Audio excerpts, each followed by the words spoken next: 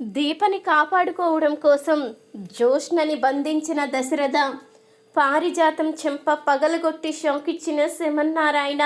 అసలు ఇదంతా ఎలా జరిగింది తెలుసుకునే ముందు ఇప్పటి వరకు మా వీడియోని కనుక లైక్ చేయకపోతే తప్పకుండా ఒక్క లైక్ చేయండి. మీరిచ్చే ఒక చిన్న లైక్ మా ఛానల్కి ఎంతో మోటివేషన్ ఇస్తుంది. శ్రీధర్ అయితే దీపని చూడ్డానికి హాస్పిటల్కి అయితే వెళ్తాడు. హాస్పిటల్కి వెళ్ళిన శ్రీధర్ని చూసి దీప, కార్తీక్ ఇద్దరూ కూడా కంగారు పడుతూ ఉంటారు. ఏంటి నాన్న ఇలా వచ్చావేంటని కార్తీక్ అడుగుతూ ఉండగా, అదేంట్రా నా కోడల్ని చూడ్డానికి నేను రాకూడదా ఏంటి అంటూ అడుగుతూ ఉంటాడు శ్రీధర్. అయితే ఇంతలో ఇక దీపకి ట్రీట్మెంట్ చేస్తున్న డాక్టర్ అయితే వస్తుంది. ఇక ఆ డాక్టర్తో హారిక కూడా వస్తుంది. అప్పుడు ఇక డాక్టర్ అయితే చెకప్ చేస్తూ ఉండగా, డాక్టర్ కడుపులో బిడ్డ కూడా క్షేమంగా ఉండాలి. మీరేం చేస్తారో తెలియదు, ఎంత ఖర్చైనా పర్వాలేదు, నా కోడలు కడుపులో పెరుగుతున్న బిడ్డ క్షేమంగా ఉండేలా చూడండి, తల్లికి బిడ్డకి ఎలాంటి ప్రమాదం లేకుండా చూడండి అంటూ శ్రీధర్ అనంగానే, అదేంటండి కడుపులో బిడ్డ వద్దనుకున్న తర్వాతే కదా ఈ నిర్ణయం తీసుకున్నారు, ఇప్పుడు ఇద్దరినీ కాపాడమంటే ఎలా కుదురుతుంది అంటూ డాక్టర్ అయితే అడుగుతూ ఉంటుంది. వద్దనుకున్నారా అంటూ శ్రీధర్ అయితే షాక్ అయి చూస్తూ ఉంటాడు. అప్పుడే ఇంతలో కార్తీక్ అయితే ఇప్పుడు ఏం చెప్పాలి, నాన్న ఇప్పుడు నిలదీస్తే నేను ఏ సమాధానం చెప్పాలి అంటూ ఇక శ్రీధర్ని అయితే బయటికి తీసుకుని వెళ్ళిపోతాడు. నాన్న నువ్వెందుకు అక్కడ మాట్లాడుతున్నావు, అక్కడ డాక్టర్ ట్రీట్మెంట్ జరుగుతున్నప్పుడు మనం ప్రశ్నిస్తే వాళ్ళకి కోపం వస్తుందని తెలుసు కదా అంటూ అనంగానే, అది కాదురా, అసలు నేను అన్న మాటకి ఆవిడ చెప్పిన సమాధానానికి ఏదైనా పొంతనుందా, కొంచెమైనా అర్థం అవ్వాలి కదా అంటూ శ్రీధర్ అయితే అడిగేసరికి, అంతా త్వరలోనే నేను వివరంగా చెప్తాను నాన్న, అంతవరకు నన్ను ఎవరూ ఇబ్బంది పెట్టకండి, మీ అందరికీ అర్థమయ్యేలా నేను చేస్తాను కదా అంటూ కార్తీక్ అయితే చెప్తాడు. దయచేసి నువ్వు దీపని ఇంటికి పంపించే వరకు హాస్పిటల్కి రాకు నాన్న, నువ్వు ఇంటి దగ్గర అమ్మకి తోడుగా ఉండు సరిపోతుంది అంటూ కార్తీక్ అయితే చెప్పి శ్రీధర్ని అయితే అక్కడి నుంచి పంపించేస్తాడు. అప్పుడే దీప అయితే అడుగుతూ ఉంటుంది, ఏమైంది బావా, ఏం జరిగింది, మావయ్య నిజాన్ని నమ్మారా అంటూ అనంగానే, నేను చెప్పింది నిజమైతే కదా మా నాన్న నమ్మడానికి, ఏదో చెప్పి పంపించేశానులే, ఇంకా ఇలాంటి గండాలు ఎన్ని ఎదుర్కోవాల్సి వస్తుందో అంటూ కార్తీక్ అయితే అనుకుంటూ ఉంటాడు. ఇంతలో మరొక వైపు జోష్న అయితే హాస్పిటల్కి వస్తూ ఉండగా అప్పుడే ఇక పక్కనే దాసు అయితే చూస్తాడు.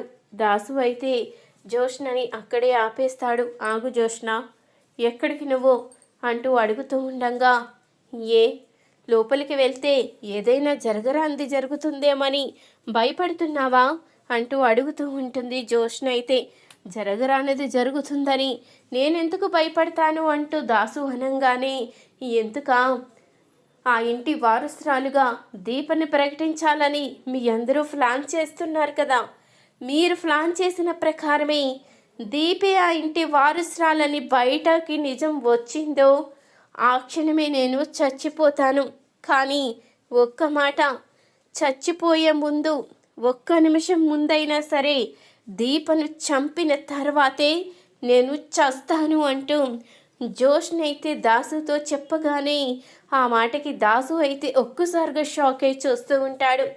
ఇంతలో ఇక ఈ మాటలు విన్న దశరథ కూడా షాక్ అయి చూస్తూ ఉంటాడు. అంటే నా కూతురు ప్రాణానికి ప్రమాదం ఉంది, నా కూతుర్ని కాపాడుకోవాలి అంటే నేను ఏదోటి చెయ్యాలి, కార్తీక్ మాట వింటూ కూర్చుంటే ఇక్కడ ప్రమాదం ముంచుకొచ్చేలా ఉంది, ఈ విషయం కార్తీక్కి చెప్పకుండా నేనే ఏదోటి నిర్ణయించుకోవాలి అంటూ ఇక దశరథ అయితే ఆలోచిస్తూ ఉంటాడు. ఇక బయట నుంచి ఫోన్ చేస్తున్నట్టు దశరథ అయితే జోష్నాకి ఫోన్ చేసి, అమ్మ జోష్న, నీతో మాట్లాడే పనుంది, ఒకసారి రామ్ అంటూ తనున్న అడ్రస్ అయితే ఇస్తాడు. దశరథ అయితే సరే డాడీ ఇప్పుడే వస్తున్నాను అంటూ ఇక ఫోన్ అయితే పెట్టేసి, సరే నన్ను మా డాడీ పిలుస్తున్నాడు, నేను వెంటనే వెళ్తాను, కాకపోతే జరిగేదేది మాత్రం తప్పదు అంటూ జోష్న అయితే చెప్పి అక్కడి నుంచి వెళ్ళిపోతుంది. వెళ్ళమ్మా, జరిగేదంతా నీ చేతుల్లో ఉందని నువ్వనుకుంటున్నావు. ఇదంతా ఆడించేది ఆ పరమేశ్వరుడని నీకు అర్థం కావడం లేదు. ఆయన ఏ పావుని కదిపితే ఆ పావే ఆడుతుంది తప్ప మన చేతుల్లో ఏమీ ఉండదని నువ్వెప్పటికీ గ్రహిస్తావమ్మా అంటూ దాసు అయితే తన మనసులో అనుకుంటూ ఉంటాడు. ఇక జోష్న అయితే దశరథ చెప్పిన ప్లేస్కి అయితే వెళ్తుంది.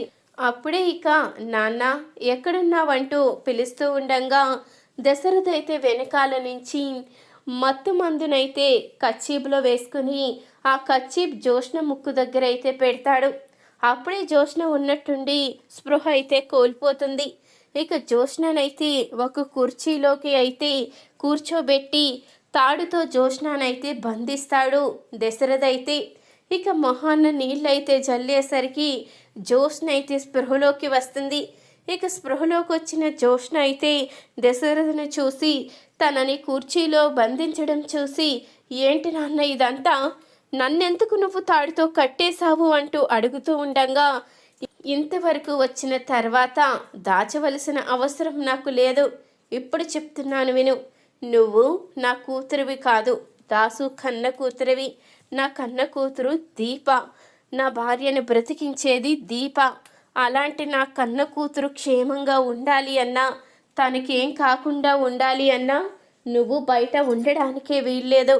నిన్ను బంధిస్తే తప్ప నా కూతుర్ని నేను కాపాడుకోలేనని నాకు అర్థమైంది. అందుకని ఎవరికీ తెలియకుండా నిన్ను ఇక్కడ బంధిస్తున్నాను. నా భార్యకి ఆపరేషన్ జరిగిన తర్వాత, నా కూతురు ఇంటికి వచ్చిన తర్వాత నిన్ను ఎక్కడికి పంపించాలో అక్కడికి నేరుగా పంపిస్తాను. అంతవరకు నువ్వు మాత్రం ఇక్కడే భద్రంగా ఉంటావు అంటూ అనగానే, డాడీ ఏం మాట్లాడుతున్నావు అంటూ అడుగుతూ ఉంటుంది జోష్న అయితే. ఏం మాట్లాడుతున్నానా? ఉన్నదే మాట్లాడుతున్నానమ్మా. నువ్వు నన్ను డాడీ అని పిలిచే అర్హత కూడా నీకు లేదు.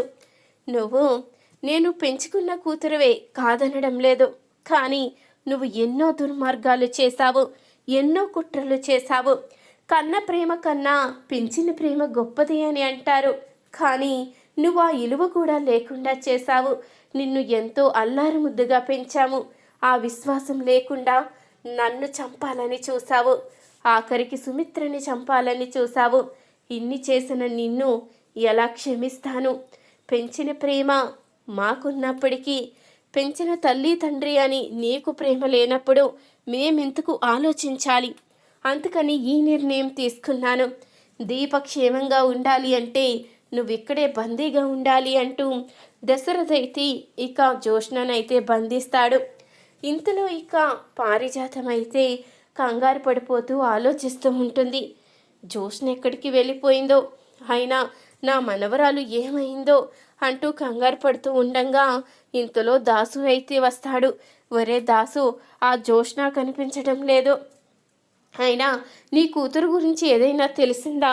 ఇప్పటికైనా నిజం చెప్పరా? చిన్నప్పుడు నా మనవరాలు ఈ ఇంటి యువరాణిలా ఉండాలని పిల్లల్ని మార్చి చాలా తప్పు చేశాను. ఆ తప్పుకి కారణంగా శిక్ష ఇప్పుడు అనుభవిస్తున్నాను. నేను చేసిన పాపానికి నేనే బలయ్యాను. నా మనవరాల్ని దూరం చేసుకున్నాను. ఇప్పుడు అయినా నిజం చెప్పరా? నీ కూతురు ఎక్కడుందో తెలిసిందంటూ అడుగుతూ ఉండగా, నా కూతురు ఎక్కడుందో నాకు తెలియలేదమ్మా అంటూ దాసు అయితే చెప్తూ ఉంటాడు. అప్పటికి మాట విన్నా దశరథ అయితే ఇక పారిజాతం గురించి దాసు ద్వారా జరిగింది మొత్తం తెలుసుకుని, పారిజాతం చంపైతే పగలగొట్టి, నువ్వు బయట ఉండడానికి వీల్లేదు, నువ్వు అరెస్ట్ అయ్యి జైల్లో చెప్పకూడు తినాలి అంటూ ఇక శ్రీమన్నారాయణ అయితే పారిజాతానికి ఊహించని షాక్ అయితే ఇస్తాడు. ఈ వీడియో కనుక నచ్చితే తప్పకుండా ఒక లైక్ చేయండి. మీరిచ్చే ఒక చిన్న లైక్ మా ఛానల్కి ఎంతో మోటివేషన్ ఇస్తుంది.